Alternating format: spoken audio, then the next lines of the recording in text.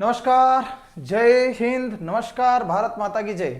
स्वागत है आप सभी दोस्तों का और मैं हूं आपका साथी रजत सिंह शेखावत। स्वागत करता हूं आपका सत्यधि शर्मा क्लासेस में। प्यारे साथियों, सामने जो तस्वीर आप देख रहे हैं, मैं कह सकता हूं राजनीति के महानायक, मैं इन्हें कह सकता हूं कि एक श्रेष्ठ ओजस्वी वक्ता, प्रखर वक्ता, एक श्रेष्ठ उच्च कोटि के हिंदी भाषी कवि, मृदु भाषी और राजनीति के चाणक्य श्री अटल बिहारी वाजपेयी। आज अटल बिहारी वाजपेयी जी का 96वां अर्थात 96 इनकी जो है बर्थ एनिवर्सरी, इनकी जन्म की 96वीं वर्षगांठ है। और आज अटल बिहारी वाजपेयी जी का जन्मदिन है।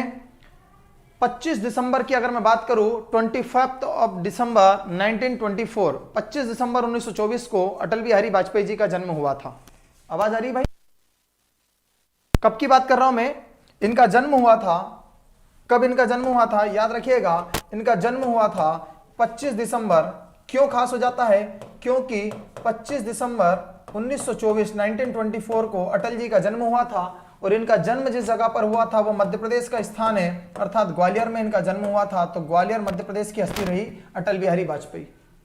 इनकी अगर मैं मृत्यु की चर्चा करूं तो इनकी मृत्यु याद रखिएगा 16 अगस्त 2018 में, 16 अगस्त 16 अगस्त और 2018 में इनकी मृत्यु हुई, इनकी डेथ हो गई थी और ये निधन हुआ था इनका दिल्ली में। दूसरी चीज याद रखिएगा, अटल बिहारी वाजपेयी जी भारत के पूर्व प्रधानमंत्री रहे हैं, पूर्व प्रधानमंत्री रहे अटल बिहारी वाजपेयी जी। याद रखने योग्य बात यह होगी कि अटल जी भारत के एक नहीं, दो नहीं, बल्कि तीन बार प्रधानमंत्री रहे। कितनी बार प्रधानमंत्री रहे? 3 बार। अटल बिहारी वाजपेयी जी सबसे पहले 1996 में प्रधानमंत्री बने थे और इनकी सरकार सिर्फ और सिर्फ 13 दिन तक चली थी। इस कारण से देश के सबसे कम समय तक के लिए बने प्रधानमंत्री अटल बिहारी वाजपेयी, सरकार 13 दिन। फिर 1998 में एक बार पुनः प्रधानमंत्री बने और इनकी सरकार जो थी वो 11 माह तक रही थी। फिर ये 1999 में पुनः प्रधानमंत्री बने और 2004 तक अपना 5 साल का कार्यकाल पूरा किया। अटल बिहारी वाजपेयी जी सबसे ज्यादा, अगर इनके समय की 2 घटनाएं महत्वपूर्ण बात करूं तो आप लोगों को याद होगा, एक है पोखरण। जो पोखरण का आप देखते हैं, एक फिल्म भी बनी थी इसके ऊपर से, वो पोखरण इन्हीं के समय पर हुआ था। और दूसरा होता है कारगिल युद्ध। भारतीय इतिहास की सबसे बड़ी घटना कारगिल युद्ध, जो पाकिस्तान और भारत के बीच में हुआ था। जब हमने 26 जुलाई 1999 को कारगिल पर फतह प्राप्त की थी, तब मैं कह सकता हूं गर्व के साथ में कि अटल बिहारी वाजपेयी उस समय पर प्रधानमंत्री थे, परवेज मुशर्रफ पाकिस्तान का प्रधानमंत्री था। इसी कारण से हर साल हम 26 जुलाई को कारगिल विजय दिवस मनाते हैं। अटल बिहारी वाजपेयी उस समय ही प्रधानमंत्री थे, जो कि पाकिस्तान से इस कारगिल से पहले शांति वार्ता हेतु पाकिस्तान भी गए थे। अटल बिहारी वाजपेयी जी की बात करूं तो याद रखिएगा, संसद में ये बहुत ओजस्वी वक्ता रहे हैं और इनका आपने एक सुना होगा कि हार नहीं मानूंगा काल के कपाल पे लिखता हुआ, ठीक है ना। साथ ही साथ में याद रखिएगा, इनकी एक किताब है, वो किताब है यहां पर मेरी 51 कविताएं, मेरी 51 कविताएं अटल बिहारी वाजपेयी जी की ही किताब है। इस बात का भी आप विशेष ध्यान रखें भाई। मेरी 51 कविताएं, ठीक है ना। ओके, देखिएगा बहुत सारी किताबें। संकल्प काल एक इनकी किताब है, संकल्प काल। एक और किताब है, क्या खोया क्या पाया, क्या खोया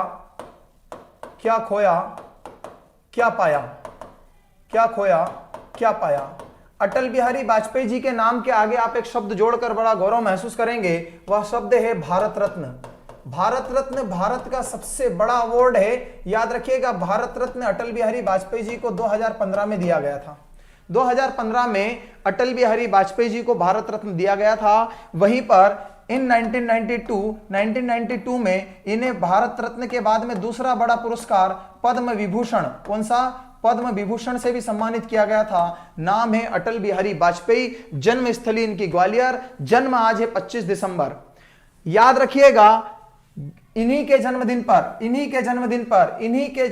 पर याद रखिएगा आज का दिन मनाया जाता है जिसे कहा जाता है हमेशा के लिए याद रखना, पूछा ही पूछा जाता है सुशासन दिवस। सुशासन दिवस किस तारीख को आता है? सुशासन दिवस भाई साहब आज का जो 25 दिसंबर है, इसी दिवस को सुशासन दिवस के रूप में मनाया जाता है। आप लोगों से बिल्कुल उम्मीद करता हूं याद करेंगे।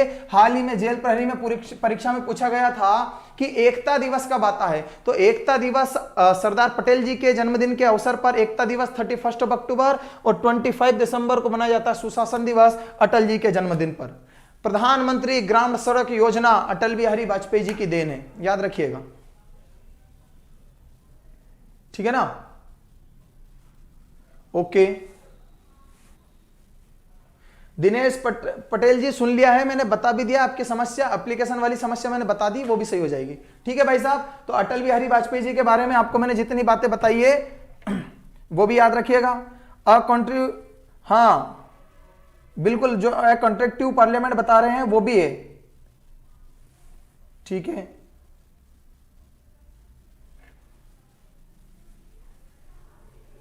ओके, हाँ ये भी है भाई साहब, शक्ति से शांति, शक्ति से शांति, इनकी किताब का नाम है शक्ति से शांति। एक किताब हो रही नादेन्यम न पलायनम, नादेन्यम न पलायनम किसकी किताब है? नादेन्यम न पलायनम और शक्ति से शांति और क्या खोया क्या पाया, मेरी 51 कविता, संकल्प काली, सारी अटल बिहारी वाजपेयी जी की किताबें हैं, याद रखिएगा। ओके ओके,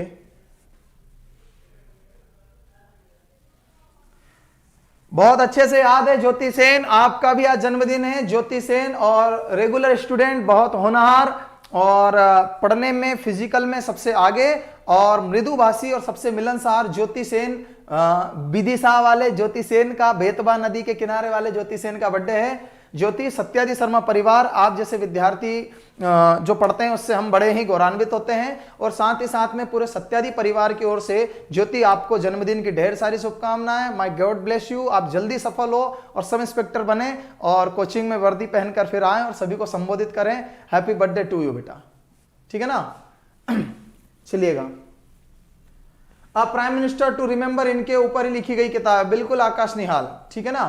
ओके, चलिए आगे बढ़ जाते हैं भाई, और जो पढ़ रहे थे हम उसी को पढ़ना शुरू करते हैं। और क्या पढ़ रहे थे यहां से पुनः समझिएगा। हम बात कर रहे थे मध्य उच्च प्रदेश, मध्य उच्च प्रदेश की चर्चा हम कर रहे थे। तो मध्य उच्च प्रदेश में पुनः आपको बताता हूं कि मैं ये कह रहा था कि मध्य उच्च प्रदेश जो होगा, मध्य उच्च प्रदेश जो होगा वह प्रदेश मध्य प्रदेश का सबसे बड़ा है, जो कि पूरे मध्य प्रदेश का 2/3 आता है, अर्थात मैं कह सकता हूं 66% जो मध्य प्रदेश है वो क्या होगा, वो मध्य उच्च प्रदेश होगा, ठीक है ना। मिडिल हाई रीजन जो होगा, मध्य भारत का पठार इसी के अंदर आता है, मालवा का पठार इसके अंदर आता है, बुंदेलखंड का पठार इसके अंदर आता है, रीवा पन्ना का पठार इसके अंदर आता है, और नर्मदा सोन घाटी इसके अंदर आती है। किसके अंदर? मध्य उच्च प्रदेश के। अब मैं बता रहा हूं कि इस मध्य उच्च प्रदेश में सबसे पहला क्या था, मध्य भारत का पठार। तो चलो चर्चा करते हैं मध्य भारत के पठार की, यही पढ़ना था और मैं इसको पढ़ाना शुरू कर रहा हूं, ठीक है ना। ओके, नेक्स्ट पर आइए। ये मध्य भारत के पठार में मैंने आपको बताया था कि इस मध्य भारत के पठार को अगर मैं जूम करता हूं तो आप देखिएगा कौन कौन से एरिया इसमें आता है। कल मैंने बताया था, आज पुनः बता देता हूं सभी को कि मध्य भारत के पठार में कौन कौन से हिस्से को आप शामिल करेंगे। ध्यान से सुनिएगा, ध्यान से सुनिएगा। ये जो आपका हिस्सा लग रहा है, ये वाला जो क्षेत्र है आपका, ये भिंड है। कौन सा जिला आएगा? ये भिंड जिला आएगा। साथ में आप देखोगे तो ये वाला आपका एक तरफ आ जाएगा आपका श्योपुर, एक तरफ कौन सा जाएगा आपका श्योपुर आ जाएगा। फिर यहां से आप देखोगे तो कौन सा आ जाएगा आपका, यहां पर आ जाएगा मुरैना। ये तीनों जिले मध्य भारत के पठार में आते हैं। साथ ही साथ में फिर आपका आ जाएगा इधर ग्वालियर। कौन सा क्षेत्र आ जाएगा? ग्वालियर आ जाएगा, ग्वालियर आ जाएगा। फिर यहां पर आ जाएगा आपका बीच में शिवपुरी। ये शिवपुरी याद रखिएगा, शिवपुरी दोनों तरफ मिलता है, लेकिन शिवपुरी कुछ बुंदेलखंड में आता है। फिर यहां पर आ जाएगा आपका जिला गुना। गुना जिला नीचे भी आता है, लेकिन पूरा गुना जिला नहीं आएगा, कुछ मालवा के पठार में आएगा। यह जो चोटी दिख रही है आपको, यह जिला राजगढ़ की आएगी, जो सबसे ऊपर सिर टच करता है। यह जो लाल चोटी आपको दिख रही है, यह आएगी मध्य प्रदेश में मालवा क्षेत्र के आगर मालवा जिले की। साथ ही साथ में आपको ये जो जिला दिख रहा है, ये जिला है आपका नीमच। तो नीमच का उत्तरी भाग, नॉर्थ नीमच जो होता है, वो मध्य भारत के पठार में आता है, मध्य भारत के पठार में आता है, ठीक है ना। इससे मैं मध्य भारत के पठार को पढ़ाने जा रहा हूं, ध्यान से सुनिएगा। यह मध्य प्रदेश की जियोग्राफी का दूसरा लेक्चर है, ठीक है ना, दूसरा लेक्चर है, सेकंड लेक्चर है। नेक्स्ट पर आते हैं भाई, स्क्रीनशॉट लेना है तो आप ले सकते हैं। ओके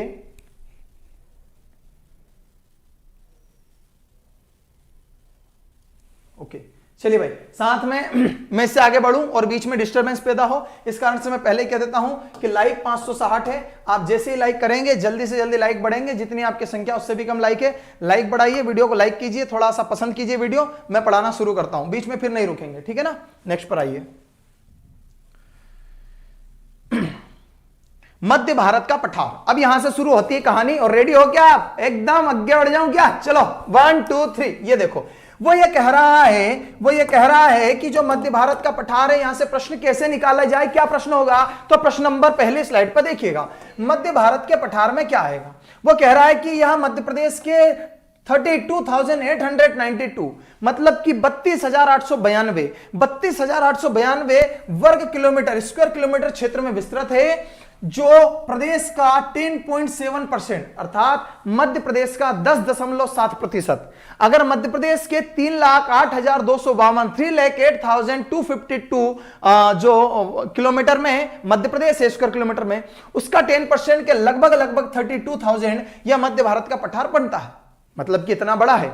अब मैं आपको बता दूं कि यह मध्य भारत का पठार मध्य प्रदेश के अलावा उत्तर प्रदेश में, और मध्य प्रदेश उत्तर प्रदेश के अलावा राजस्थान में भी विस्तृत है। अरे खुद सोचिए ना, जब वो मध्य प्रदेश में है तो क्या एकदम बिल्कुल मध्य प्रदेश के नक्शे की तरह थोड़ी ना कटा होगा। वो मध्य प्रदेश से ऊपर उत्तर प्रदेश में भी होगा, और मध्य प्रदेश के दाएं में अगर देखा जाए तो राजस्थान में भी होगा। लेकिन हम पढ़ रहे हैं मध्य प्रदेश। देखिएगा, इसका निर्माण कडप्पा शैल समूह की आर्कियन, धारवाड़ व विंध्य क्रम की चट्टानों से हुआ है। अच्छा, चट्टाने पढ़ाना बाकी है। सीमा का निर्धारण कैसे होता है? वो ये कह रहा है कि जो ये मैदान है, या यूं कह रहा है जो मध्य भारत का पठार है, वो पूर्व पश्चिम उत्तर दक्षिण ईस्ट वेस्ट नॉर्थ साउथ में कहां पर है? याद रखिएगा, चारों दिशाओं का नाम अगर ले दिया जाए, नॉर्थ ईस्ट वेस्ट और साउथ, तो बनकर बनता है न्यूज।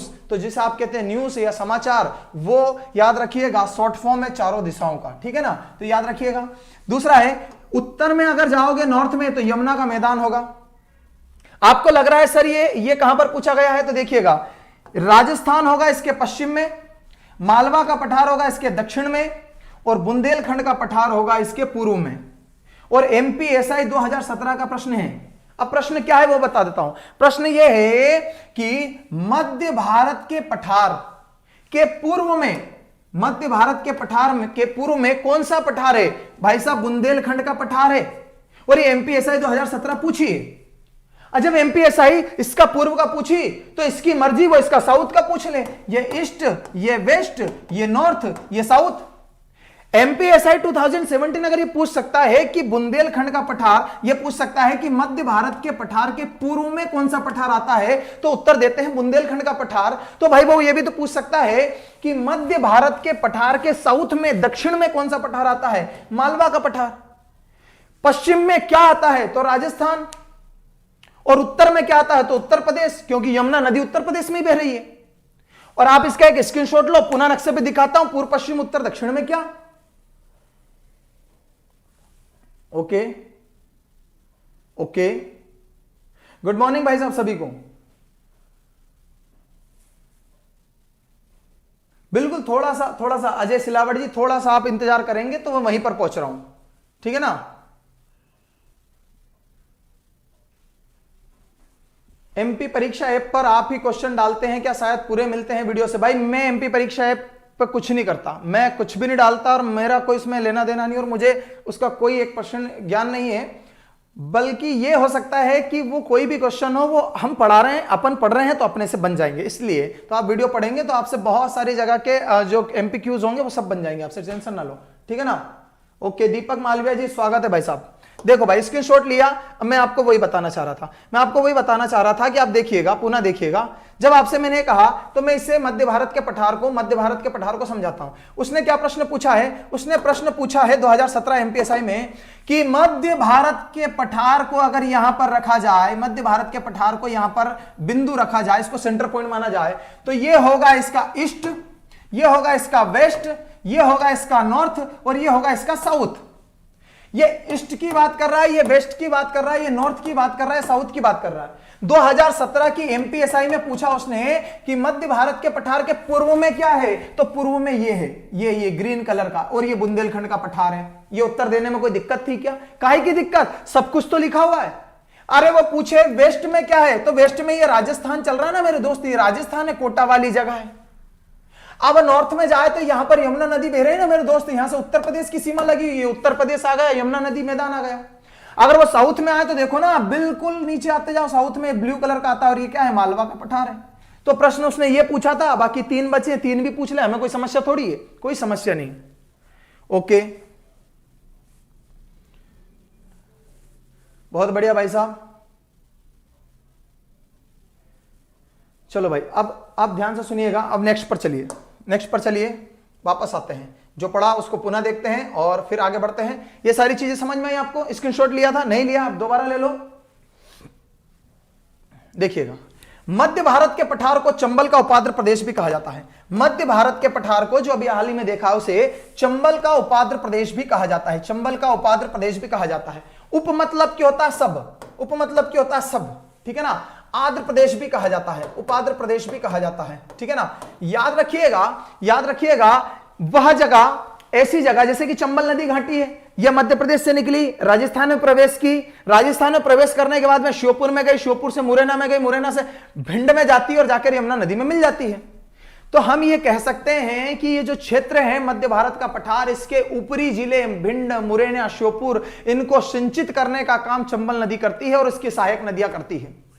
साथ ही में इस पठार में जलोढ़ मिट्टी का विस्तार पाया जाता है। किस प्रकार की मिट्टी पाई जाती है? जलोढ़ मिट्टी का विस्तार पाया जाता है, जिसमें ये ला पूरा है तिलहनी फसलों, तिलहनी फसल, अरे तिलहनी फसल वह फसल होगी जिससे तेल निकलता है, ऑयल निकलता है, जिससे तिलहनी फसलों, खास करके सरसों, एकदम अंडरलाइन करके लिखिएगा, जिससे सरसों की सर्वाधिक खेती होती है, जिसके कारण इसे मतलब कि मध्य भारत के पठार को सरसों की हांडी भी कहा जाता है। और एमपी कांस्टेबल 2013 का प्रश्न है कि निम्न में से सरसों की हांडी किसे कहते हैं? मालवा का पठार, मध्य भारत का पठार, बुंदेलखंड का पठार या सतपुड़ा पर्वत श्रेणी? उत्तर होगा आपका मध्य भारत का पठार। एमपी कांस्टेबल 2013 इसे सरसों की हांडी कहते हैं। मैं क्या कह रहा हूं, किताब में आपको जब वन लाइन फैक्ट मिलता है तो मिलता है सरसों की हांडी मध्य भारत का पठार। अरे भैया, वो मध्य भारत का पठार किधर है और सरसों ज्यादा क्यों होता है, और होता है तो कौन सी नदी के कारण होता है? चंबल नदी का विस्तार है, उसके ऊपरी जिलों में पाया जाता है। यहां की मिट्टी जो होगी वो खास करके जलोढ़ मिट्टी होगी, और ऐसी मिट्टी में तिलहनी फसल मतलब कि ऑयल निकालने वाली फसल जो मिलती है वो सरसों होगी, और भिंड मुरैना में अधिकतर सरसों बोई जाती है। इसी कारण से मध्य भारत के पठार को सरसों की हांडी कहा जाता है। क्या कहा जाता है मेरे मित्र? सरसों की हांडी। एमपी कांस्टेबल 2013 अभी भी आ सकता है, लिखो, ठीक है, ओके ओके, ठीक है। देखिएगा, अब दूसरी चीज आपको एक और बता दूं, सब पढ़ाया जाएगा जय सुरेश ऐप पर, तो सब पढ़ाया जाएगा, भारत का जीएस पढ़ाया जाएगा, दुनिया भर के सब चीजें, दुनिया भर की सभी चीजें पढ़ाई जाएंगी, ठीक है ना। आप टेंशन क्या ले रहे हो?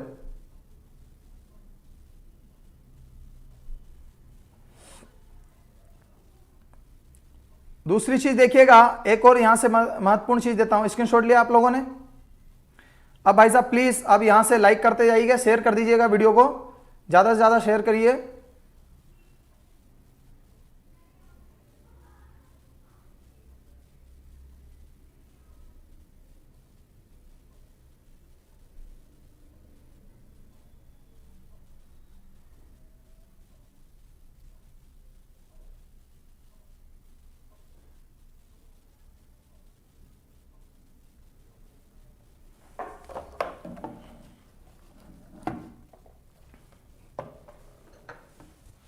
चलिए भैया, ओके, नेक्स्ट पर आइएगा।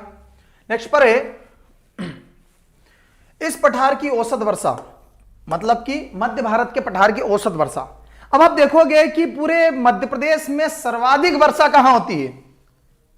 इसके 2 प्रश्न बनेंगे, देखो कैसे। पहले यहां पर देखिएगा, इस पठार की अर्थात मध्य प्रदेश के भौगोलिक विभाजन में मध्य भारत के पठार की बात कर रहा हूं। मध्य भारत का पठार मतलब कि मैंने सीधा कह दिया कि ग्वालियर आएगा, भिंड आएगा, मुरैना आएगा, शिवपुरी आएगा, गुना आएगा और नीमच का क्षेत्र आएगा। राजगढ़ और आगर मालवा की ऊपर क्षेत्र छोटी छोटी आएगी। इसकी एवरेज जो बारिश होती है वो 75 सेंटीमीटर से कम होती है। मतलब कि हम कह सकते हैं कि यह सबसे कम वर्षा वाला क्षेत्र है पूरे मध्य प्रदेश में पठारी तौर पर। इस पठार में प्रदेश का न्यूनतम वर्षा जिला भिंड है।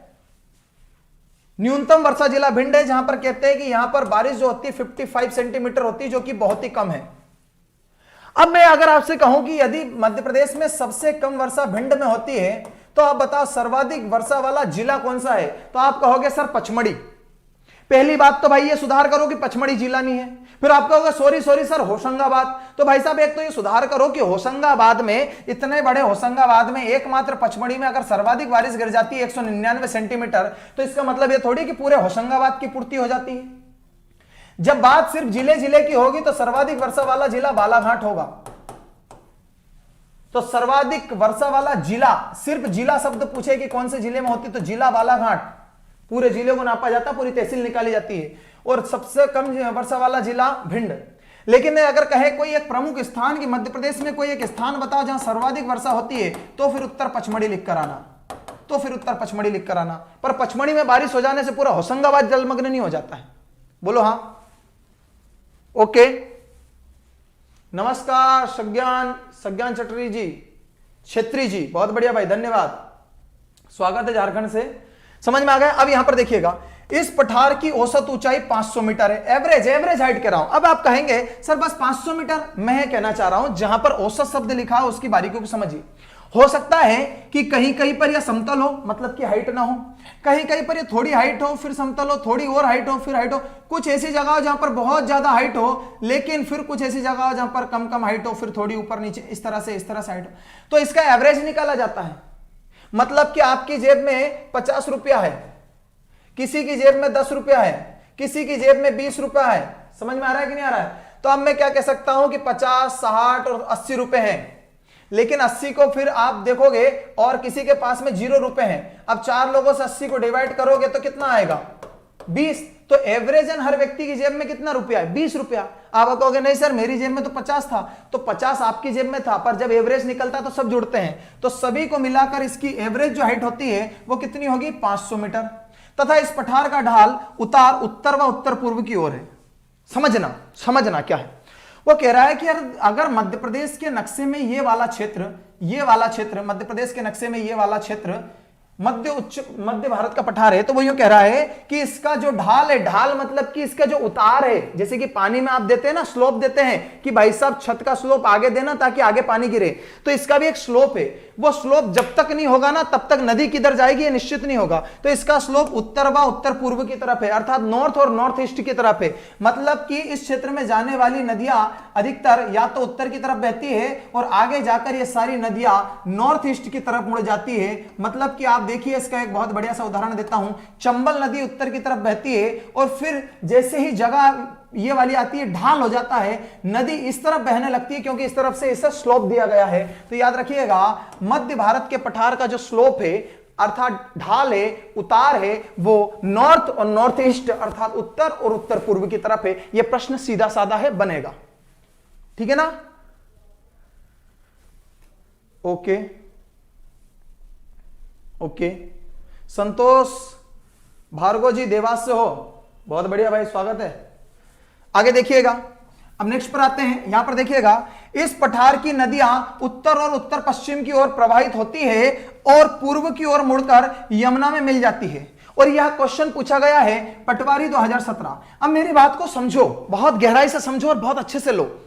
अगर वो ये प्रश्न पूछ सकता है पटवारी में, पटवारी आप जिसे कहते हैं कि सर कोई लेवल नहीं होता है, पर जब प्रश्न इतने ज्यादा पूछना हो एमपी, आप एमपी की परीक्षा दोगे, एमपी जी के सब में पूछा जाना है, सब में पूछा जाना है, तो कोशिश ये होना है कि ज्यादा से ज्यादा क्वेश्चन रिपीट ना हो, नए नए क्वेश्चन पूछा जाए। तो फिर वो प्रश्न थ्योरी से उठाता है, और थ्योरी से उठाता है। तो मैंने अभी हाल ही में आपको दिखाया कि इसका जो ढाल है, इस ढाल में नदियां बहकर जाती है और पहले उत्तर की तरफ जाती है, मतलब कि इसके उत्तर पश्चिम इधर से भी गई जो है आपकी चंबल, और आखिर में मुड़कर पूर्व की ओर भाग जाती है।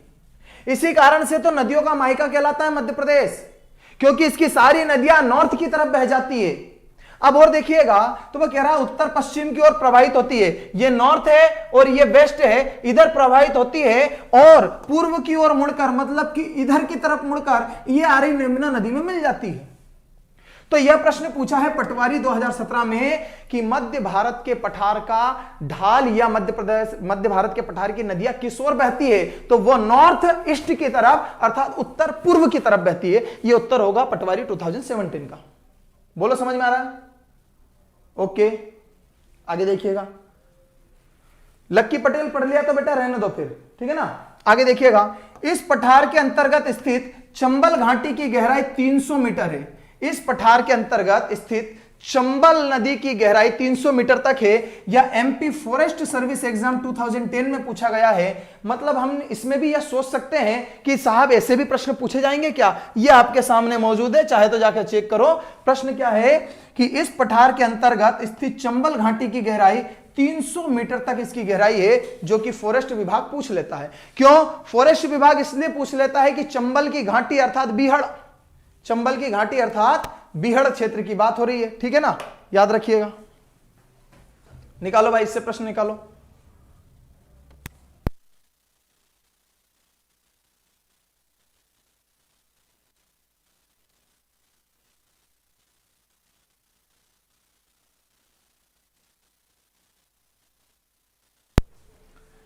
चलो भाई, वीडियो को जल्दी से लाइक करते जाइए, आगे बढ़िएगा। अवनाली का अपर्दन भी पढ़ाता हूं, आपकी इच्छा पूरी हो जाएगी। यहां पर देखिएगा, ओके, ये देखिएगा, चंबल नदी इस पठार में मुख्य रूप से मुरैना जिले में, ध्यान से सुनना भाई, कौन से जिले में, मुरैना जिले में। अवनाली का अपर्दन जिसे कहते हैं मृदा अपर्दन, जिसे आप अंग्रेजी में कह सकते हैं गली इरोसिन, का कारण है, जिससे इस क्षेत्र में भारत के सबसे बड़े बीहड़ का निर्माण होता है। और पुलिस कांस्टेबल और एमपी पीएससी दोनों ही 2016 में पूछ चुकी है प्रश्न कि सर्वाधिक मृदा अपर्दन किस नदी के कारण होता है, तो सबसे ऊपर ही लिखा हुआ मेरे दोस्त चंबल नदी के कारण होता है। दूसरा प्रश्न है कि प्रदेश में सबसे ज्यादा अवनाली का अपर्दन या मृदा अपर्दन मतलब कि मिट्टी का कटना किसके कारण होता है, चंबल नदी के कारण होता है। और कहां पर होता है, मुरैना में होता है। अब मिट्टी कटना क्या होता है वो देखिएगा। मान के चलो ये घाटी है, ये मान के चलो ये जगह है, ये मान के चलो ये जगह है, ये जगह है, ये घाटी है, और एक इधर ये घाटी है, ये दो घाटी है, ठीक है ना। और इन दोनों घाटियों के बीच से याद रखिएगा, इन दोनों घाटियों की अगर मैं चर्चा करूं, यहां पर देखिएगा, एक चीज ऐसे बताता हूं आपको, इस तरह से और अच्छे से समझ में आएगा।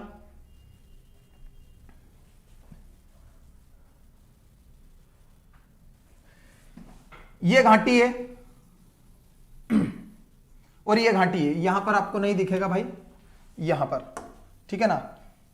ये एक घाटी है और इसके ऊपर एक ये घाटी है, और इन दोनों घाटियों के बीच में मेरे दोस्त नदी बह रही है, ये नदी बह रही है, ये नदी बह रही है, इस तरफ से नदी बहकर जा रही है। अब क्या हुआ कि जब नदी में पानी बढ़ता है तो फिर नदी और चौड़ी होती जाती है, नदी और चौड़ी होती जाती है। तब ये क्या करती है, तब ये करती ये है कि इस नदी के बहने से जो ये मिट्टी थी, ये पूरी मिट्टी हट जाती है और यहां पर सिर्फ पानी पानी हो जाता है, और ये पूरी मिट्टी को काट दिया जाता है, और नदी जो कल तक इतनी चौड़ी थी वो बढ़कर इतनी चौड़ाई में हो जाती है। इसी को नदी के द्वारा मिट्टी का काटना बोलते हैं। क्या बोलते हैं, मिट्टी का काटाव बोलते हैं इसे, ठीक है ना। ओके, अब साथ में याद रखिएगा, अवनाली का अपर्दन की जब हम बात करते हैं तो अवनाली का अपर्दन क्या होता है वो ध्यान से सुनिएगा। अवनाली का अपर्दन का मतलब होता है बाढ़ आने पर पानी का छोटी छोटी नालियों से बह जाना, छोटी छोटी नालियों से बह जाना। मतलब कि नदी ये बह रही है, ये नदी बह रही है और ये पूरी जमीन लगी हुई है, लेकिन पानी बहाव आने के बाद में इधर से कट गए, यहां से बहने लग गए, यहां से कट गए, यहां से बहने लग गए, यहां से पट गए, यहां से बहने लग गए, ठीक है ना। इसी के कारण याद रखिएगा सर्वाधिक बीहड़ का निर्माण होता है सबसे बड़े पुलिस कांस्टेबल 2016, एमपीपीएससी 2016, ठीक है ना। मध्य प्रदेश सरकार ने क्या किया, सीड़ा व रंजाद, ये क्लियर रखना भाई साहब, ये बहुत एक्स्ट्रा फैक्ट है। सीड़ा व रंजाद क्या है, सीड़ा व रंजाद क्या है, तो सीड़ा व रंजाद एमपी गवर्नमेंट की दो पॉलिसी है, और ये दोनों पॉलिसी का संबंध मध्य प्रदेश के मुरैना जिले में मिट्टी के कटाव अर्थात सोइल इरोजन को रोकना है कि कम से कम चंबल नदी मिट्टी का कटाव करे, बीहड़ का निर्माण ना करे जिसमें डाकू छुपते हैं, अर्थात जमीन बर्बाद ना हो। मिट्टी को कैसे बचाया जाए, कैसे नदी का मार्ग सुगम किया जाए, उसके लिए एमपी गवर्नमेंट शिवराज सिंह ने सीड़ा व रंजात योजना प्रारंभ की है। याद रखिएगा, सीड़ा व रंजात योजना प्रारंभ किसने की है, तो वो याद रखिएगा एमपी गवर्नमेंट ने। किसके लिए की है, तो क्लियर सी बात है, सीड़ा व रंजात परियोजना का संबंध किससे है, तो सीड़ा व रंजात परियोजना का संबंध मुरैना जिले में चंबल नदी घाटी के द्वारा हो रही मृदा अपर्दन मिट्टी के कटाव को रोकने से है। बोलो हां, समझ में आ रहा है कि नहीं आ रहा? ओके, ये भी याद रखिएगा। वीएस वाकणकर है, बिल्कुल सही है। शाहरुख मंसूरी एक्स्ट्रा फैक्ट आप रिवाइज कर रहे हो अपना, ठीक है। हाँ बेटा कल्पना, आप जो बात कर रहे हो ना ताप्ती की, वो ताप्ती की बात कर रहे हो, तो ताप्ती मध्य प्रदेश में चंबल के बाद दूसरी नदी है, सेकंड नदी है जो बीहड़ का निर्माण करती है। सेकंड नदी है जो बीहड़ का निर्माण करती है। बीहड़ का मतलब होता है बड़े बड़े खंडर बना देना, अज्ञात जगह बना देना। याद रखिएगा, इसी बीहड़ के कारण मुरैना में जो बीहड़ घाटी होती है उसे दस्यु आश्रय क्षेत्र कहते हैं, उसे दस्यु आश्रय क्षेत्र कहते हैं, दस्यु आश्रय क्षेत्र कहा जाता है। यह दस्यु क्या होता है, तो दस्यु का मतलब होता है बागी, डाकू लोगों के छुपने का स्थान बन जाता है। आपने फूलन देवी जैसी का नाम सुना होगा, वो भी यहीं पर आश्रय पाती थी, ठीक है ना। ताप्ती नदी सेकंड नदी है जो बीहड़ का निर्माण करती है। ये बात मैं आपको नदियों में पढ़ा चुका हूं, याद रखिएगा। भैंसादेही जो ब्लॉक है उसकी अगर मैं चर्चा करूं तो यहां पर यह बीहड़ का निर्माण करती है। तो चंबल के बाद बीहड़ का निर्माण करने वाली दूसरी नदी Tapti river, Tapti river. Okay okay, class playlist में ऐड हो रही है भाई, ये प्लेलिस्ट में ऐड हो रही है, करवा देंगे, और नहीं हो रही होगी तो करवा देंगे, ठीक है ना। हो रही है, नहीं होगी तो भी करवा देंगे। ओके, नेक्स्ट पर आ जाइए भाई। यहां पर क्या प्रश्न लिखा है, यहां पर प्रश्न है, एक मजेदार प्रश्न है, ध्यान से सुनिएगा। मध्य भारत के पठार के अंतर्गत सर्वाधिक गर्मी मई माह में पड़ती है, जिसका कारण इस क्षेत्र में चलने वाली शुष्क व गर्म पवनें, जिसे आप अपनी भाषा में लू कहते हैं। अब आपके दिमाग के फ्यूज तब उड़ जाएंगे जब मैं आपको एक बात बताता हूं कि यह प्रश्न डेयरी फेडरेशन रिक्रूटमेंट टेस्ट 2016 में पूछा गया है, और पूछा गया है कि मध्य भारत के पठार में सर्वाधिक गर्मी किस महीने में पड़ती है, मई महीने में। ना विश्वास हो तो आप जाकर चेक करें, क्योंकि मैं भी जबरदस्ती से लिखवाऊंगा नहीं, ठीक है ना। ओके, गर्मी होने लगी है। मुकेश जी, ऑफलाइन में आपको इंडियन हिस्ट्री ही पढ़ाई जा रही है, इंडियन हिस्ट्री पढ़ाई जा रही है, वो भी मैं ही पढ़ा रहा हूं, ठीक है ना। चले भाई, ओके आगे बढ़ जाते हैं। देखिएगा, दूसरी चीज ये है कि मई माह में सर्वाधिक गर्मी यहां पर पड़ती है। इस पठार के अंतर्गत ग्वालियर, श्योपुर, भिंड, मुरैना, गुना, शिवपुरी तथा नीमच का उत्तर पूर्वी क्षेत्र आता है, और यही जिले मैंने आपको वहां पर कलर करके बताए हैं।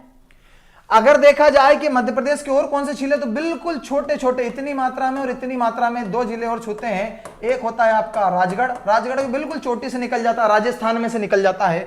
और एक और होता है आपका कौन सा, आगरमालवा, ठीक है ना, आगरमालवा। यहां पर आप देखिएगा, इस पठार में सहरिया जनजाति का अधिवास है, अंडरलाइन करो, और सबसे मोस्ट इंपोर्टेंट क्वेश्चन मानो स्लाइड का, इससे भी खतरनाक और इससे भी खतरनाक।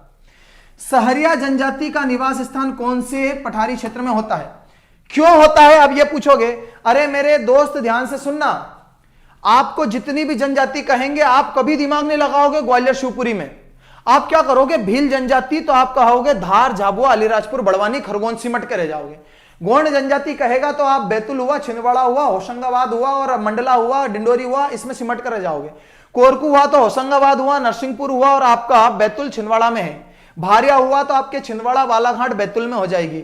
लेकिन उरांव हुआ, कोल जनजाति हुआ तो आप रीवा तरफ, शहडोल, अनूपपुर तरफ चले जाओगे। लेकिन बहुत मुश्किल है आपका उस तरफ तक पलायन करना जहां पर सहरिया जनजाति निवास करती है। तो सहरिया जनजाति आपके दक्षिण में नहीं रहती है, बल्कि शिवपुरी, श्योपुर तरफ रहती है। आपको एक और बात बताता हूं, सहरिया जनजाति मध्य प्रदेश की 3 सबसे पिछड़ी हुई जनजाति का मतलब होता है शेड्यूल ट्राइब्स की बात कर रहा हूं मैं, एसटी कैटेगरी में आती है ये शेड्यूल ट्राइब्स में। मध्य प्रदेश में 3 जो ट्राइब्स होती है, जिसमें एक है बेगा, दूसरी है भारिया और तीसरी है आपकी यही सहरिया। ये तीन सबसे पिछड़ी हुई, सबसे बैकवर्ड क्लास की जो जनजाति घोषित की गई है, ट्राइब्स घोषित की गई है, उसमें है सहरिया। और सहरिया जनजाति का याद रखिएगा, सहरिया जनजाति संग्रहालय अर्थात मैं कह सकता हूं सहरिया जो ट्राइब से है उसका म्यूजियम कहां पर है, तो सहरिया जनजाति संग्रहालय मध्य प्रदेश के श्योपुर में है। कहां पर है? मध्य प्रदेश के श्योपुर में है। और अधिकतर यह जनजाति श्योपुर और गुना में ही निवास करती है। प्रश्न पढ़िएगा, समझिएगा और प्रश्न निकालिएगा, ठीक है ना? ओके,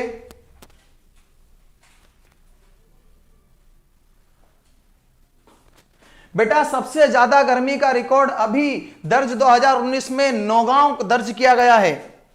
याद रखिएगा, अभी तक 48 डिग्री और पॉइंट में सेल्सियस में आपका चलता था गंजबासौदा जिला विदिशा, पर अभी हाल ही में सबसे नया क्षेत्र जो सबसे गर्म स्थान है वो है जिला छतरपुर नौगांव। लेकिन अगर वो पूछे कि कौन सा जिला औसतन सबसे गर्म होता है, औसतन का मतलब होता है कि किसी एक दिन गर्मी बहुत पीक पॉइंट पर चली गई, वो नहीं होता है। मतलब कि हर दिन 45, 45, 45, 46, 47, 44, 45 पूरे गर्मी में ऐसी गर्मी पड़ती रहती है, वह जिला बड़वानी है। तो याद रखिएगा, मध्य प्रदेश में सबसे ज्यादा औसतन गर्म रहने वाला जिला बड़वानी है, लेकिन मध्य प्रदेश में सबसे ज्यादा गर्म जिला अगर है तो वो छतरपुर की नौगांव तहसील दर्ज की गई 2019 में। बोलो हाँ, ठीक है ना? स्क्रीनशॉट लो इसका, मैं साइड में होता हूं भाई। ये प्रश्न सब काम में आएंगे आपको, एक से एक।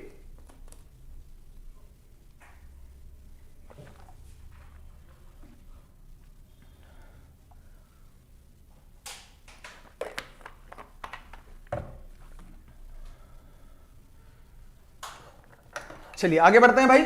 ओके, औसतन सब समझते हैं तो बहुत अच्छा रहेगा। अब ये वापस से मैं बताता हूं कि इसकी मैंने चर्चा की थी। मैं इसकी चर्चा कर रहा था और मैं कह रहा था कि जो मध्य भारत का पठार है, इस मध्य भारत के पठार में जिला भिंड आता है, जिला मुरैना आता है, जिला आपका श्योपुर आता है, जिला आपका जी फॉर ग्वालियर आता है, यह भूअवस्थित लैंडलॉक्ड है।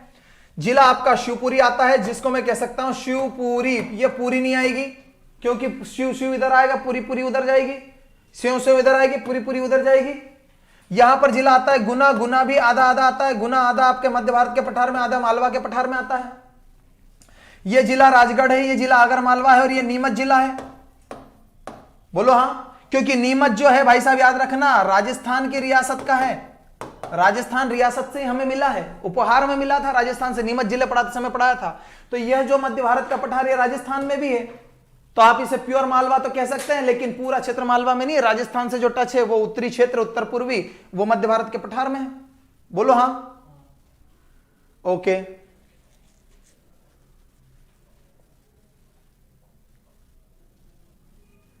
ओके, नेक्स्ट पर जाओ भाई। अब चलते हैं अगले पर, और अगले पर आता है मालवा का पठार। जान आन बान शान मालवा, क्योंकि मालवा ही सबसे बड़ा यहां पर देखा जाए तो रेंज मिलेगी, मालवा ही सबसे बड़ा रीजन मिलेगा यहां पर। और साथ ही साथ में मालवा के पठार की जलवायु को विश्व की सर्वश्रेष्ठ जलवायु भी बताया गया था। कौन कहता है, किसके समय पर आया था? देखते हैं। मालवा के पठार में आ जाइए। इसके पहले आप ये देखिएगा, मालवा का पठार इस पूरे मध्य प्रदेश के नक्शे में सबसे बड़ा है, ठीक है ना? तो यह मालवा का पठार है और कहां से कहां तक लगता है इसकी बात जानकारी आप देखिएगा कि मालवा का पठार है, ये मालवा का पठार है, इसको पढ़ना है, ठीक है? नेक्स्ट पर आइएगा। ओके,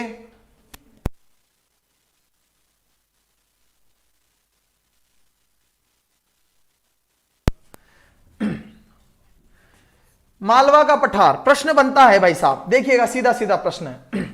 यह प्रदेश का सबसे बड़ा पठार है। हो, अब मैं तुम्हारा दिमाग घुमाऊंगा।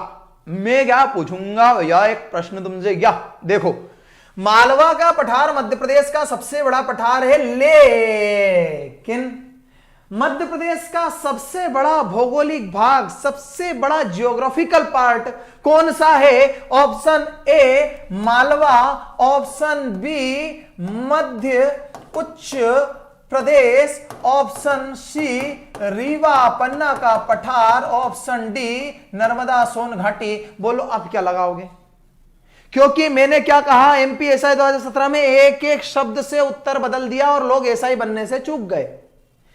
भाई साहब, मालवा का पठार प्रदेश का सबसे बड़ा पठार है, यह बात सत्य है, किंतु मालवा का पठार प्रदेश का सबसे बड़ा भौगोलिक जियोग्राफिकल पार्ट नहीं है, क्योंकि यह उत्तर मध्य उच्च प्रदेश होगा।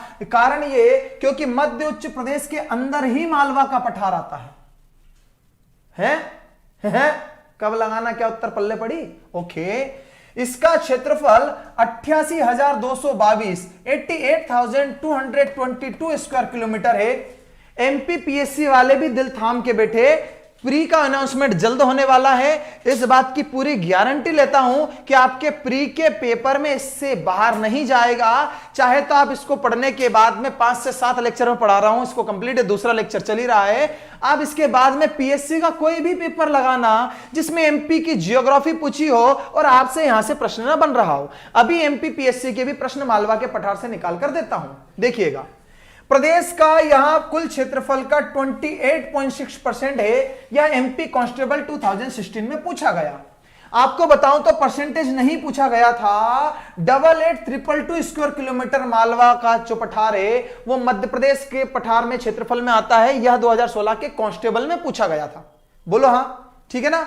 साथ ही साथ में आप लोगों से विनती करता हूं कि आप लोग जो 1000 से ऊपर लोग देख रहे हैं लेकिन लाइक है 1082, तुरंत लाइक ठोको। इस लाइक को लेकर जाओ भाई 1200 पर, फिर और आगे बढ़ते हैं। लाइक करते रहने से क्या होता है, प्राणदान मिलता है, जीवन दान मिलता है। हमें ऐसा होश में आता है कि हाँ हमारे सामने कोई खड़ा है, वरना हमको ऐसा लगता है कि कोई नहीं है, तू ही चिल्ला रहा है। बोलो हाँ, पल्ले पड़ रही है मेरी बात? बहुत ही बढ़िया, उम्दा प्रदर्शन। देखिएगा, मालवा का पठार का निर्माण बेसाल्ट चट्टानों से व ज्वालामुखी पदार्थों से। ज्वालामुखी पदार्थ मतलब धरती के गर्भ से निकला गर्म लावा जो विस्फोटित होता है और धरती के चीरते हुए इसका एक मुंह बनाकर गर्म लावा धधकती हुई आग के साथ में पहाड़ियों से नीचे बहता है। मतलब वो कह रहा है कि मालवा का पठार वो क्षेत्र है जहां पर कभी ज्वालामुखी बना होगा, उसका लावा बहा होगा, ठंडा होने के बाद में वो जम गया होगा और जमने के बाद में जो क्षेत्र पठारी क्षेत्र बना है उसे मालवा का पठार कहते हैं। अर्थात मालवा के पठार के निर्माण की प्रक्रिया ज्वालामुखी विस्फोट से अर्थात लावा से हुई है। लावा, सीधी सी बात है, यहां पर लावा लिखा हुआ और मालवा है तो सब चीज तो मिल रही है भाई साहब, मालवा और लावा। तो मालवा के पठार का निर्माण किन से हुआ है? लावा से हुआ है, अर्थात ज्वालामुखी पदार्थों से हुआ है, जिसमें दक्कन ट्रेप की चट्टानें और इन चट्टानों के टूटने से काली मिट्टी का भी निर्माण हुआ है। और मालवा का पठार तो काली मिट्टी और खास करके फसलों की, बेहतरीन फसलों के लिए जाना ही जाना जाता है। काली मिट्टी को ही आप एक अन्य नाम से भी जानते हैं जिसे रेगुर मिट्टी भी कहा जाता है। एग्रीकल्चर वाले सर यहीं पर बैठे, मुकेश जाट सर, क्या सर मैं सही बोल रहा हूं? बिल्कुल सही है। मिट्टियों की अगर बात की जाए तो काली मिट्टी स्पष्ट लिखा हुआ है मालवा के पठार में सर्वाधिक, वह गहरी भूरी मिट्टी जिसे आप कपासी मिट्टी भी कहते हैं। सर ये सही है? बिल्कुल सही है। मैं एग्रीकल्चर वाले सर सामने बैठे हैं, मतलब कि वही बात वाली बात हो रही है कि मैं आप लोगों के सामने एक गीत सुनाने जा रहा हूं, गलती हो तो क्षमा करना। वैसे एग्रीकल्चर वाले सर मेरे सामने हैं जो ये पढ़ाते एग्रीकल्चर के बच्चों को। तो ध्यान से सुनिएगा, काली मिट्टी ये मालवा के पठार में सर्वाधिक मिलेगी, मध्य प्रदेश में भी मालवा के पठार में, और साथ ही साथ में गहरी भूरी जिसे कपासी मिट्टी है वह भी मालवा के क्षेत्र में पाई जाती है। अब गेहूं का उत्पादन हुआ, उसकी हम चर्चा करेंगे। इसी मालवा के क्षेत्र में आपका सोयाबीन उत्पादक क्षेत्र उज्जैन भी आएगा, सोयाबीन सिटी देवास आएगी। कुछ लोग कहते हैं साहब सर्वाधिक उत्पादन जब उज्जैन में होता है तो फिर देवास को आपने सोयाबीन सिटी क्यों पढ़ाया है? तो मैं कहना चाहूंगा कि सोयाबीन का प्रथम उत्पादन देवास जिले से प्रारंभ किया गया था, हडपिपलिया तहसील से। इस कारण से देवास को उस समय पर ही सोया सिटी के नाम से जाना जाता था। उत्पादन में उज्जैन अग्रणी जरूर है, संयंत्र भी वहां पर है, रिसर्च सेंटर भी आपके इंदौर मिल जाएगा, यह भी मालवा रेंज में आता है। बोलो हाँ, इसका आप स्क्रीनशॉट लीजिए और बढ़िया से इसे लिखिए। बोलो हाँ।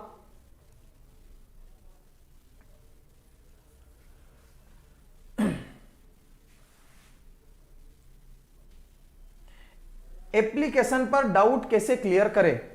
ठीक है भाई, इसका भी जमाते बेटा कुछ। ओके अलका पवार, ठीक है ना। नेक्स्ट पर आइए मेरे भैया।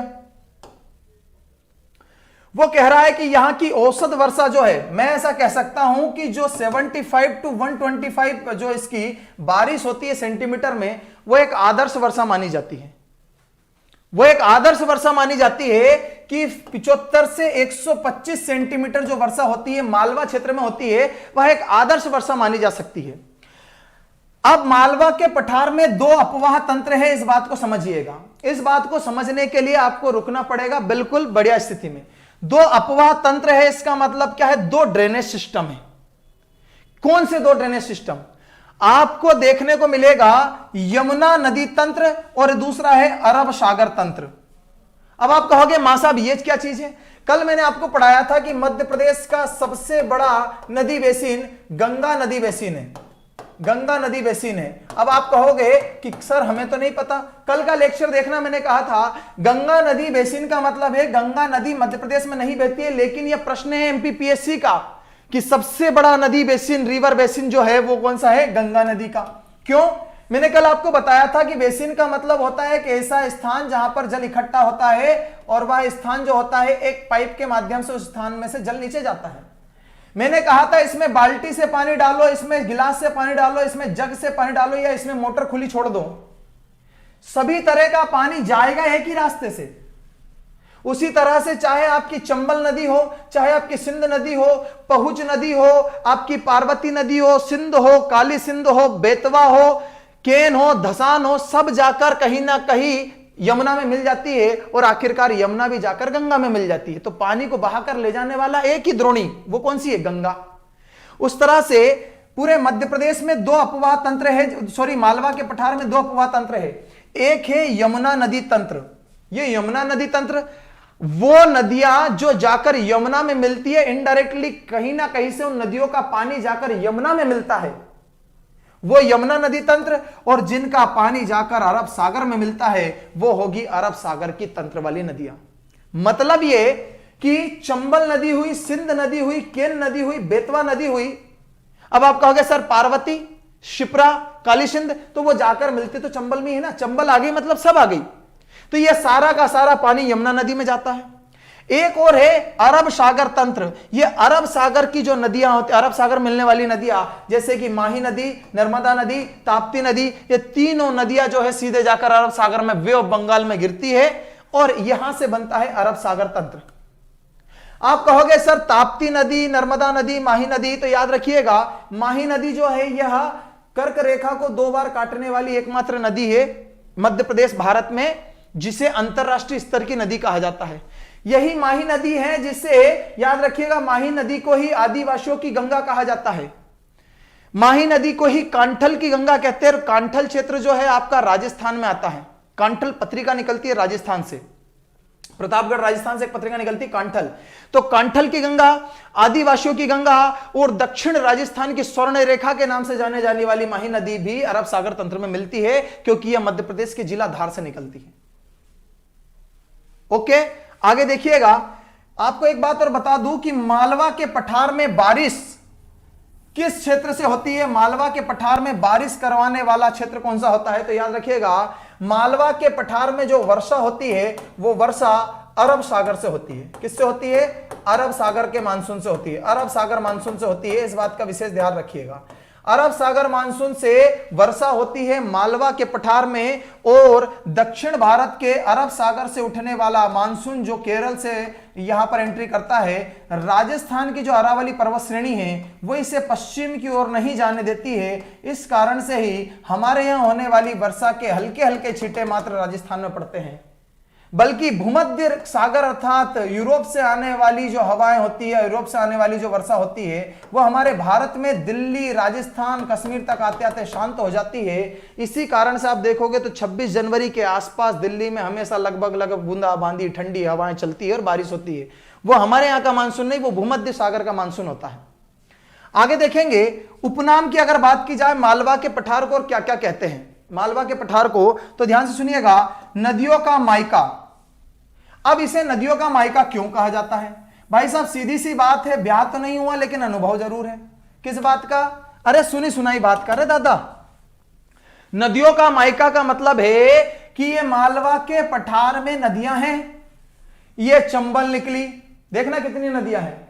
यह चंबल नदी निकली, ये नर्मदा मालवा के पठार में से बहकर जा रही है। फिर यहां पर आपकी काली सिंध नदी निकली, पार्वती निकली, शिप्रा निकली, बेतवा निकली, इधर और नीचे से रायसेन के पास से, यहां से, ठीक है ना, इधर से पहुंच निकली और इधर से बहुत सारी नदियां निकली। सब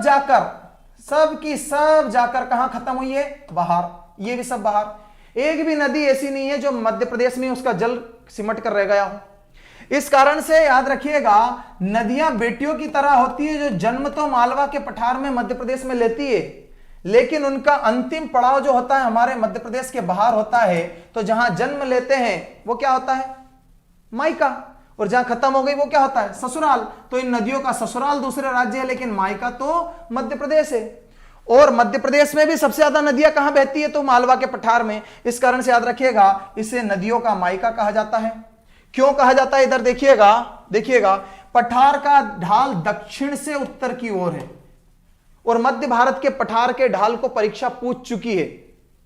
इसका ढाल दक्षिण से उत्तर की ओर है। इसका मतलब यह है कि अगर यह मालवा का पठार है, इस तरह से मालवा का पठार है, तो ये साउथ है, ये नॉर्थ है। वो कह रहा है कि इस तरफ से भी नदी यहां से भी निकलेगी तो नदी बहकर इधर ही जाएगी।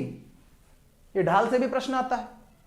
आगे देखेंगे, इस पठार की अधिकांश नदियां यमुना नदी में मिल जाती है। जी हां, जिसका सबसे बड़ा उदाहरण प्रदेश की दूसरी सबसे बड़ी नदी चंबल है, जो 965 किलोमीटर लंबी है। बोलो हां, यमुना में मिल जाती है।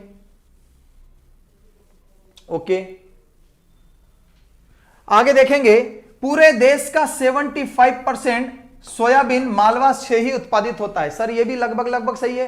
कारण यह है कि सोयाबीन और भी राज्यों में बोया जाता होगा, लेकिन वो जो उत्पादन क्षमता है कि कितना उत्पादन दूसरे राज्यों में होगा, कितना मध्य प्रदेश में होगा, वो जो है सर्वाधिक यहीं पर होगा। ठीक है ना। और जैसे कि आप देखोगे तो सर्वाधिक सोयाबीन का उत्पादन कहां पर होगा? मध्य प्रदेश में होगा। फिर दूसरा उत्पादन कहां पर होगा? वो राजस्थान में होगा। और तीसरा उत्पादन कहां पर होगा? महाराष्ट्र में होगा। मतलब कि पूरे देश में भी मध्य प्रदेश सोयाबीन के उत्पादन में अग्रणी है। ठीक है ना, याद रखिएगा। मालवा का नामकरण मालव जाति के आधार पर ओलीकर वंश के शासकों ने किया था। यह तो मैं मध्य प्रदेश के इतिहास में कितनी बार पढ़ा चुका हूं। और ओलीकर वंश राजा विक्रमादित्य अर्थात चंद्रगुप्त सेकंड के समकालीन थे। बोलो हां। सर एसएससी में भी आपके पढ़ाए क्वेश्चन आते हैं, कल आया था। अरे वाह यार, बहुत बढ़िया, बहुत ही बढ़िया है। तो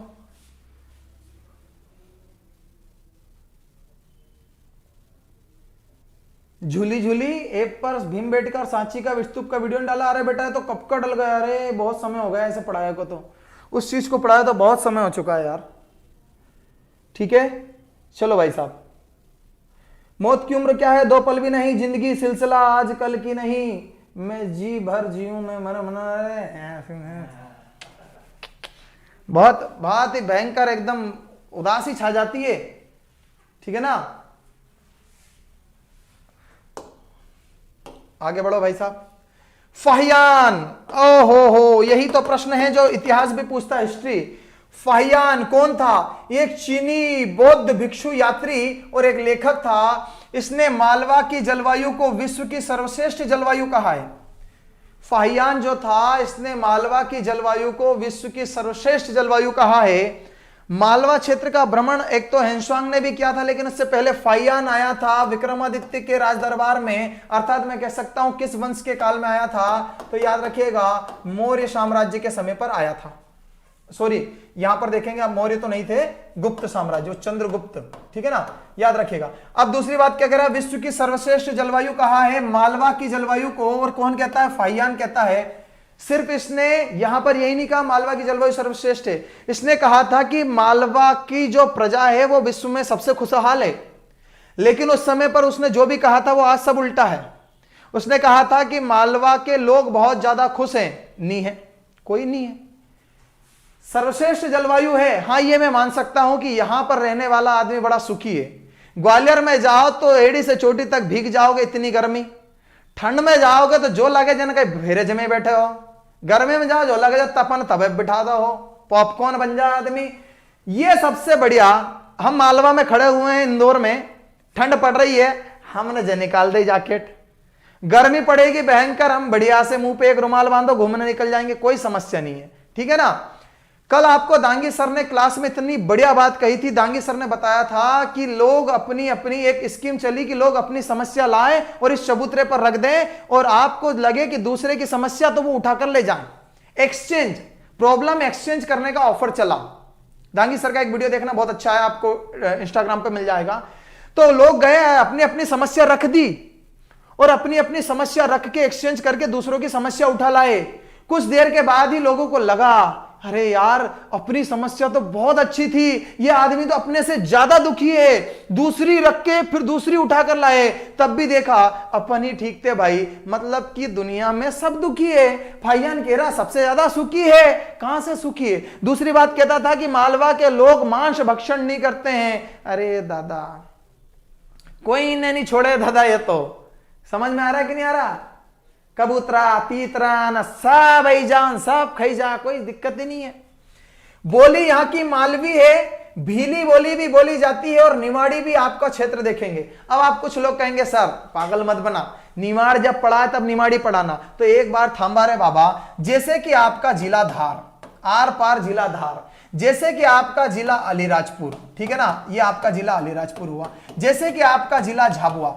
मैं क्या कहता हूं कि इन जिलों का उत्तरी क्षेत्र जो है, नॉर्थ, जैसे धार है, धार का जो नॉर्थ है वो तो मालवी बोलता है। जैसे कि धार की बदनावर तहसील, वणी के न साहब न खम्मा गणी न हणी जयरा न वणी जयरा न भिको न हको न। धार के फिर दक्षिण में आ जाओ, जैसे कि धर्मपुरी, मनावर, कुक्षी में, तो फिर अरे कई छे सब मजाम छे दादी, हाँ भाई गज, अरे वाह दादा खुसरी छे। ये आपके धार के, लेकिन धार है तो मालवा के पठार का भी हिस्सा और नर्मदा सोन घाटी का भी, बोलो हाँ। और वहीं फिर भील जनजाति भी निवास करती है, तो फिर भील भाई लोग कहते हैं काई छे वारलू छे, हाँ वारलू छे।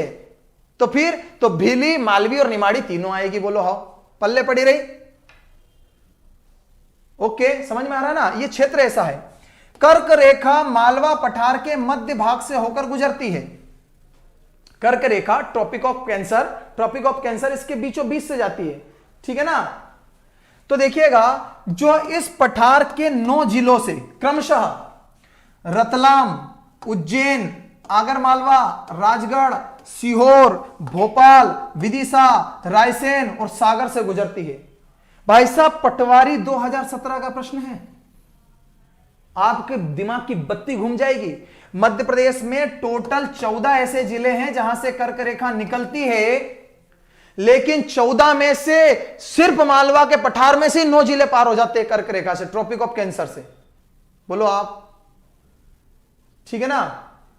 ओके देखिएगा, मालवा का पठार नर्मदा एवं चंबल नदी के मध्य जल विभाजक का कार्य करता है। ग्रुप 4 2016 बताता हूं, इस पॉइंट को आप नोट कीजिए कि मालवा का पठार नर्मदा और चंबल के बीच कैसे जल विभाजक का कार्य करता है, जल का बंटवारा करता है। बेटा मैं जो लैंग्वेज बोलता हूं आपको समझ में नहीं आती पर अच्छी लगती है, लेकिन दिक्कत यह है कि वो भाषा जिस एरिया की बोलता हूं, लैंग्वेज जो बोली वो उन लोगों को समझ में आती है, वो आपके इधर की नहीं होगी, इस कारण से।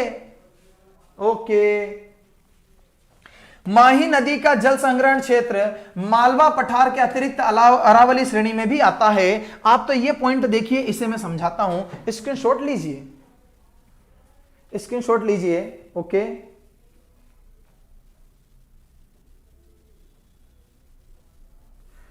शुभम विश्वकर्मा, ये आपके ग्रुप 2 ग्रुप 4 इसमें से प्रश्न आते हैं मेरे मित्र। कितने प्रश्न चाहिए? ग्रुप 4 का प्रश्न है, ये लो आप चर्चा ही कर रहे हो, ये देखो, ठीक है, ध्यान देखिए, ध्यान रखिएगा इधर।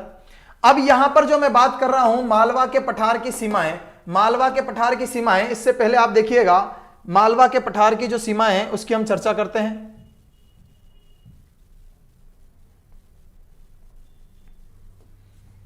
ठीक है, चलो इसे पढ़ते हैं।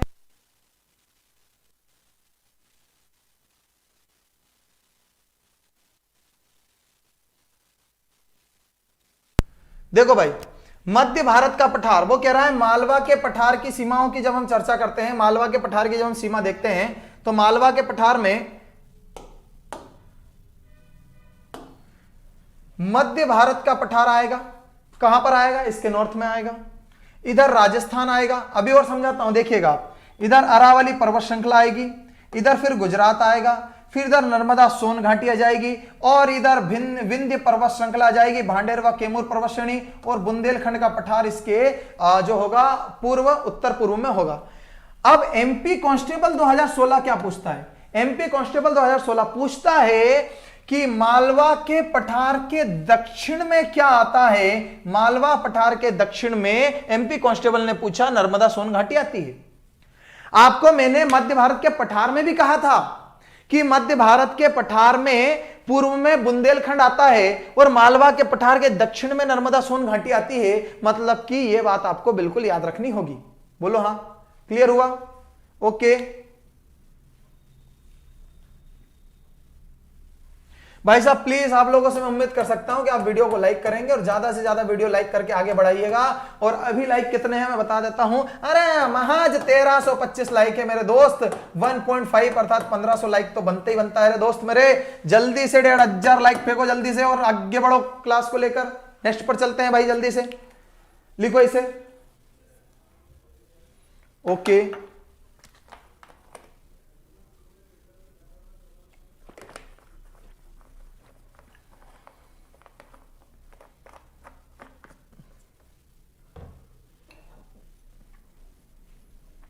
ऐप पर पीडीएफ डलवा देते हैं। ओके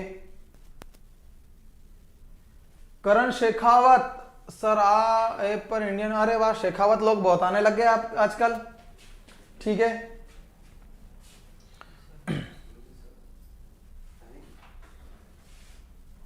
चलिए भैया, यहां पर हुआ समाप्त। अब देखिएगा इससे आगे अगर मैप होगा तो मैं इससे आगे समझाता हूं। मैप में लेकर चलता हूं आपको, क्योंकि मैप से आपको थोड़ी सी चीजें समझाना है। और वो है ये, ध्यान से देखिएगा।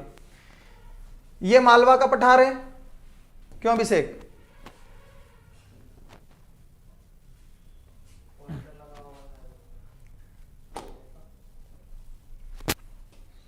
ये मालवा का पठार है, देखते हैं इसे, है ना भाई। ये देखिएगा, वो कह रहा है कि मालवा के पठार के जैसे ही नॉर्थ में जाओगे तो आपको मिलेगा मध्य भारत का पठार। हो मिल गया। यहां से नॉर्थ से जैसे ही आप इधर जाओगे तो यहां पर आपको मिलेगा राजस्थान। हो भाई साहब, मिल गया। इधर ये मालवा के पठार से पूरा इधर आ जाओगे तो यहां आपको मिलेगा अरावली। हो भाई साहब, ये भी मिल गया, अरावली पर्वत श्रेणी।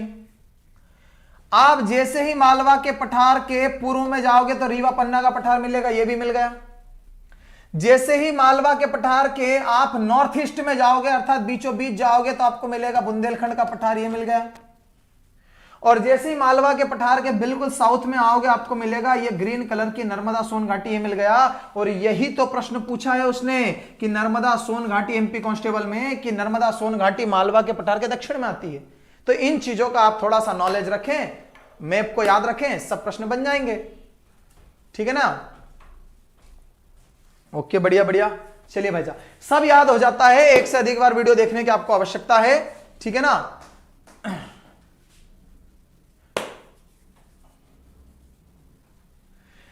जयमाला जी, मध्य प्रदेश की पहली नदी घाटी की बात करते हैं तो वो आपकी चंबल नदी घाटी 1960 बनना प्रारंभ पहले से हो गई थी। जवाहरलाल नेहरू द्वारा इसका उद्घाटन आपका जिला मंदसौर होगा, याद रखिएगा। गांधी सागर परियोजना के साथ में बात की जाए तो वहीं से प्रारंभ की गई थी चंबल नदी घाटी, ना कि नर्मदा नदी घाटी।